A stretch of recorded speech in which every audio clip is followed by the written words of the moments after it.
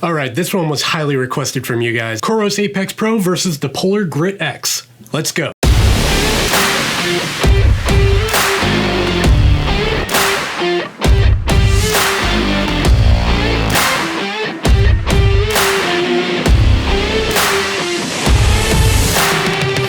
Hey everybody, welcome back to my channel. My name's Dave from ChaseTheSummit.com, and today we're going to be doing a quick comparison between the brand new Polar Grit X and the older Coros Apex Pro. Last week I compared the Polar Grit X against the Garmin Fenix 6, and in the comments section a lot of people requested this comparison. Before we get into it, make sure you give this video a thumbs up if you found it helpful or at least entertaining, and consider hitting that subscribe button down below. It definitely helps me out and keeps me motivated to keep creating these videos. I also want to mention that I'm not a scientist or a doctor. I don't work for these companies. I don't know absolutely everything about them. I'm just an everyday guy who runs a lot and uses these watches regularly. So if I mess up, make sure to call me out in the comments. I appreciate that. I think these two watches definitely go head to head a little bit more than the Garmin Fenix 6 did against the Polar Grit X. These are definitely marketed towards the same people and they're also in the same price range. So this is going to be an interesting comparison. Let's get right into it. Build quality and design. Both the Polar Grit X and the Coros Apex Pro are built out of a rugged design. The Polar Grit X has a nice stainless steel front and a polycarbonate back, while the Coros Apex Pro has a titanium bezel with a sapphire display and a polycarbonate shell. Both of these watches look fantastic on the wrist. They're really sleek and elegant looking. You could wear these to the office, to a wedding, whatever you want to do, and no one would call you out on it. They definitely don't look like just sports watches. They look like premium devices. However, I do prefer the build quality on the Coros Apex Pro. It's got a sapphire lens versus the Gorilla Glass on the Polar Grit X. The Polar Grit X relies on a 5-button standard layout, which you'll find on a lot of sports watches like this. The Coros Apex Pro takes a different approach with a dedicated wheel in the middle that serves as your up and down button. I personally really like the wheel on this. It works really smooth and seamless, and it's really effective for switching between your pages when you have gloves on or wet hands. Both get the job done. Purely a matter of preference here. Both the Polar Grit X and the Coros Apex Pro feature a 22mm quick release band, and what's interesting is these are exactly the same. You can actually interchange this band on the Coros Apex Pro and the Coros band on the Polar Grit X. So both of these watches come in at a 47mm diameter and they're 13mm thick. However, the little heart rate sensor bump on the back of the Polar does make it feel a little bit thicker when it's on your wrist, but it's really not that big of a deal. They're very similar in size. When it comes to weight, the Polar Grit X comes in at 63 grams and the Coros Apex Pro is 59 grams. That difference in weight isn't really that noticeable on your wrist, but the Coros is slightly lighter. Both watches feature a 1.2-inch touchscreen display. This is a transflective display that's sunlight readable. The brighter it is outside, the easier this is to read. These are not bright, vivid displays like an Apple Watch or anything like that. These are purely for function, and they work great out in direct sunlight when you're running. And when it gets dark, both do have a backlight. However, the backlight on the Polar Grit X is much more vivid. The blacks are much deeper than the blacks on the Coros Apex Pro. I find that the Coros Apex Pro is a little bit washed out. It kind of has like a bluish hue in the dark when the backlight's on. Both watches do feature a touchscreen. However, the touchscreen on the Polar Grit X is much more utilized than the Coros Apex Pro. For some reason on the Coros, they really don't use the touchscreen at all except for scrolling through graphs. You can't like go through your menu system or anything like that. You have to use the buttons or the wheel for that. Whereas on the Polar Grit X, you can basically tap on anything and you can drag around on different screens. However, the touch functionality on the Polar Grit X can be a little bit laggy at times. There is one area where the touchscreen comes handy on the Coros Apex Pro, and that's when you're using the map, and we'll talk about that in a little bit. Both the Polar Grit X and the Coros Apex Pro have really intuitive, clean menu systems. The Coros Apex Pro does have a few more menu options than the Polar Grit X does on board. The watch face on the Coros Apex Pro can be fully customized. You can download various ones from the app. However, on the Polar Grit X, you can't customize the watch face at all. It is what it is out of the box. It's functional and you can choose analog or digital to suit your needs. From the watch face on both watches, you can scroll through various widgets that are really handy. The Polar Grit X's widgets are more suited for training. You can see your training load and how you slept last night at a glance, and that's really handy. The Coros Apex Pro is a little bit more utilitarian. You've got your barometer, your altimeter, your heart rate, and these are all just graphs you can scroll through. And recently they updated the firmware to include a sunrise and sunset widget, which is actually really nice. The Polar Grit X has a dedicated weather widget, which can be handy. It gives you a 2-day forecast and it's broken down hour by hour. I do wish the Coros Apex Pro had some sort of weather widget. When it comes to activity tracking, both watches can track track a variety of different activities like running or cycling, but the Polar Grit X with Polar Flow can be customized to track just about any activity on the planet. I mean, there's like badminton and like figure skating and skiing and all kinds of stuff on the Polar Grit X. There is a multi-sport option for triathletes on both, but if you're into some really niche activities, the Polar Grit X might be for you. Both the Polar Grit X and the Coros Apex Pro have the ability to customize all of the activities data pages. You can choose what data fields you want to see on certain pages. You can add and remove pages. On the Coros Apex Pro, you can change the background color of your activities to be black or white. I like a white background with black text. It's really easy to read at a glance.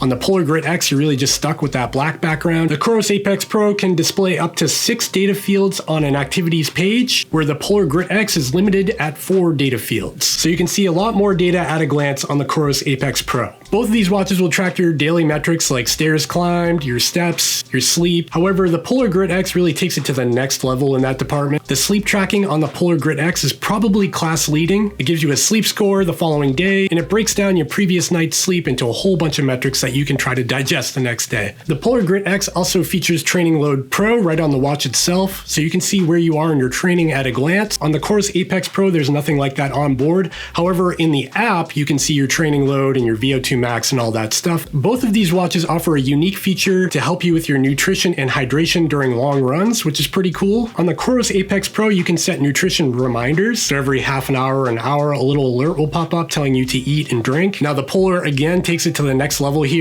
with a new feature called FuelWise that will actually use your heart rate data and your calories burned to try to predict what you need and then try to give you alerts when you need them. I haven't really gotten to fully test FuelWise, but it is a really cool concept and I'm excited to see where it leads to. One thing that I found weird is that the Polar Grit X actually disconnects from your phone during activities. So if you get like a text message or an email, you don't get any alerts during your activity. And that's one thing that kind of frustrates me, because if I'm out on a long run and my wife texts me, I want to be able to read it at a glance without having to dig my phone out of my back pocket. And on the Coros Apex Pro, you can enable or disable this feature, and I find that really valuable. Another weird thing with the Polar Grit X is that there's no way to see your battery status during an activity. Again, this is pretty frustrating. I personally run races that can exceed 24 hours in duration, so seeing the status of my battery is really important. The only way to see the status of your battery on the Polar Grit X is actually to pause your activity.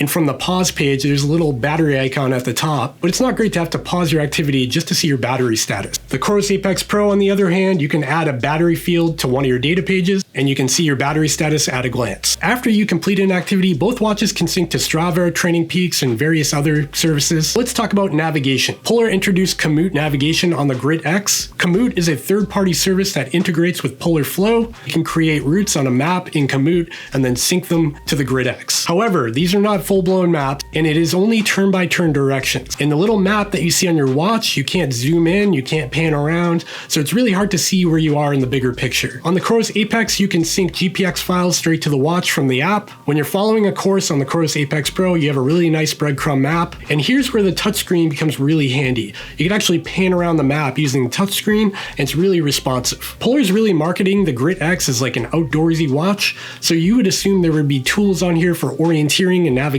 without being in any activities. However, that's not the case. On the Polar Grit X, there's no compass available, there's no altimeter, unless you're in an activity. On the Coros Apex Pro, on the other hand, you do have the ability to dive into a compass or an altimeter without being in any activity. It just runs all day. One weird thing with navigation on the Polar Grit X is that you can't start a route mid-activity. You actually have to stop your activity, select your route, and then start a new activity, and that can be kind of frustrating. The Coros Apex Pro, on the other hand, can start and stop routes whenever you want. It's kind of independent from your activity. Both of these watches offer a back to start function where it tries to guide you back to the beginning of your route. However, on the Polar Grit X, you just kind of get an arrow pointing in the general direction of where you started. It's just kind of a bearing giving you an idea of where you started from and guiding you in that direction. On the Coros Apex Pro, it's a proper back to start. It'll actually retrace your steps back to the beginning of your route. There is a little breadcrumb map that you can zoom in and pan around on. Generally speaking, the Coros Apex Pro is just more powerful when it comes to navigation. That's just not really really the strong suit of the Polar Grit X. Both these watches have GPS with GLONASS. They also have an altimeter and a compass. However, the Coros Apex Pro does feature a temperature sensor. I don't find the temperature sensor all that valuable because it picks up your body heat. The only way it's valuable is if you like strap it to your backpack or something like that.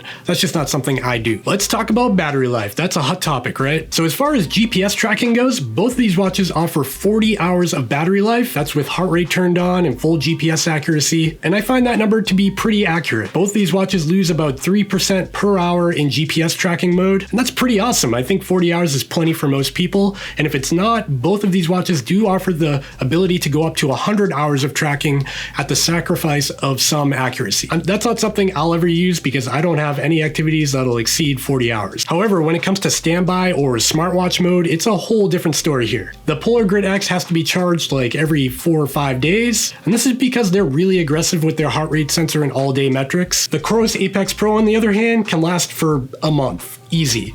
Sometimes I can just stick it on a shelf and it'll just stay on forever. The standby battery life on the Coros Apex Pro is simply class leading. However, it should be noted that out of the box, the Coros Apex Pro only takes a heart rate sample every 10 minutes when you're not in an activity. The Polar Grit X, on the other hand, is taking a heart rate sample every 1 second. You can actually enable this function on the Coros Apex Pro, it's in the settings, but you will sacrifice your battery life. So you gotta decide, do you want all day heart rate metrics that are accurate, or do you want incredible standby time and battery life? Let's get into the nitty gritty. GPS accuracy. This has been a mixed bag for me. For testing purposes, I go on a lot of out and back runs so I can see if the GPS tracks are right on top of each other after the fact. In an ideal world, we just see one line going out and back, but obviously with GPS drift, we're never going to see that. I've taken both of these watches on several runs ranging between 5 miles and 20 miles, and it seems like on every other run, one is performing better than the other, but not by a huge margin. They're incredibly similar when it comes to GPS accuracy. I think overall, I'm going to give a really slight edge to the Polar Grit X in this department. It just seems to be hanging onto corners and drifting a little bit less than the Coros Apex Pro, but it's not a landslide here. They're both incredibly similar with GPS accuracy. Okay, here's a hot topic, heart rate accuracy. Last week, if you watched my Polar Grit X video, I said that this had the best heart rate monitor I had ever tested on a wrist-based device. And at the time, that was true. However, things have changed a little bit. From the first 2 weeks of owning the Polar Grit X, I was getting incredibly reliable numbers from the heart rate sensor compared to a chest strap. They were almost identical. And for whatever reason, in the past week, I've been getting big spikes here and there that just don't make any sense. On the flip side, I've had the Coros Apex Pro for a while now, and initially I didn't get great heart rate performance out of this device. However, after recent firmware updates, it's gotten a lot better. It's actually performing surprisingly good now compared to my chest strap. To test these watches, I went on several runs doing intervals and walking and running, while also wearing the Polar H9 chest strap. I will say that the Polar Grit X does respond a little bit quicker to ramps in heart rate. If you go from walking to running, the Polar Grit X seems a little bit more responsive and accurate, ramping up to that higher heart rate zone, where the Coros Apex Pro can lag behind a little bit. And this is also true when you get up to a sustained level. There are little dips in the Coros Apex Pro, and largely the Grit X is still really accurate. Ultimately, these spikes aren't that big of a deal, but they can screw up your max heart rate data, and if you're trying to use the Polar Flow app for training, that can screw up all of your metrics. Both of these watches are solid performers in the heart rate department, but neither are perfect. The Coros Apex Pro does feature an SpO2 sensor on the back of it to read your blood oxygen saturation level. This is not something I find terribly useful in my life, but if you train at altitude or have a medical condition, this might be valuable to you. The Polar Grit X is one of the few devices on the market that offers the running power metric, and this is actually right from the wrist itself. You don't need a sensor on your foot, and surprisingly, it's pretty accurate. The Coros Apex Pro, on the other hand, can generate the running power metric, but you do need to purchase the additional Coros pod, and this just clips to the back of your shorts to give you that metric. I've taken the Coros Apex Pro and the Polar Grit X on several runs while also wearing the Stride pod, and the Stride pod is kind of the gold standard for running power. And you can see in the graphs that the running power between the Stride pod and the Polar Grit X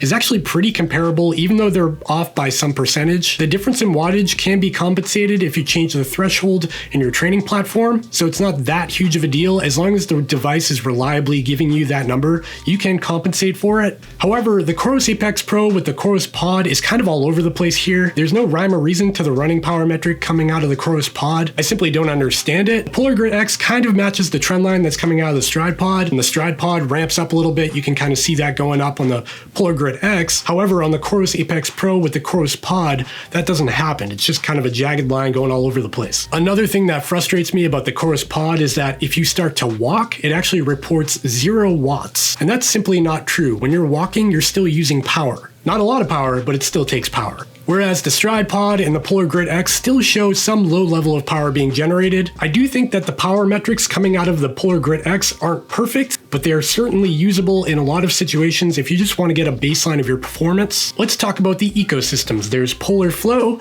and the Coros app. When it comes to Coros watches, you have to use the Coros app on iPhone or Android. It's very intuitive, easy to set up, easy to pair to your watch with a 2D barcode that you scan. This is where you can select what notifications you want to see on your watch. You can update your firmware. You can download watch faces. You can analyze all of your data, your past runs, your sleep. It'll give you some ballpark estimate of your fitness level, your VO2 max. The Polar Grit X, on the other hand, syncs with the Polar Flow app. And I gotta say, the Polar Flow ecosystem might be my favorite ecosystem of all fitness technology. I'm a Garmin fanboy at heart, and I really like Garmin Connect. However, the Polar Flow ecosystem is equally as good, if not better, in some departments. I really like how you can break down all of your data. You can log in on your computer and use a web browser to access all of your data, and you can also do it from your phone. Tons of information in there. You can pair multiple devices to it seamlessly. It just works really well. One thing I really admire about Coros is that they continually add more features over time to both the app and their devices. That's something you don't see all the time. When you buy a watch, you can expect to get features down the road instead of having things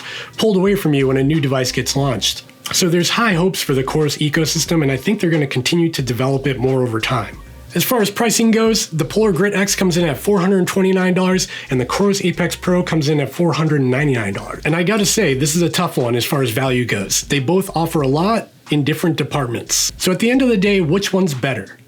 Well, that really depends who you are and what you're doing. I think the marketing is a little bit off here. I see the Polar Grit X as more of a dedicated sports watch. It has training plans built into the Polar Flow ecosystem. You can view your training load at a glance, and the sleep tracking is unbelievably good. So if you're really into training and digesting all of your metrics, as well as recording accurate GPS tracks and heart rate data, then the Polar Grit X is probably a good choice for you. It's also $70 cheaper, so there's that. The Coros Apex Pro, on the other hand, is more of an outdoorsy watch. It has more tools for people to get off the beaten path. It has a lot more features when it comes to navigation. It has a compass and an altimeter available when you're not in an activity. And then it has incredible standby time and battery life. And generally speaking, it's just more of a simple device. So if you just don't want to get bogged down with all of the training metrics and nitty-gritty stuff, while the Polar Grit X is really for that person who's focusing on training, tracking their sleep, executing training plans, utilizing running power, while also getting accurate GPS and heart rate data during running. So at the end of the day, these are both excellent watches in their own rights, and I don't think you'd be disappointed with either one. It's up to you to decide which features are important to you. All right, folks, that's all I got for today. If you found this to be a helpful video or at least entertaining, I'd appreciate you hitting that thumbs up button down below, and consider hitting that subscribe button if you want to see more content like this. Be well, be safe, and I'll see you in the next video.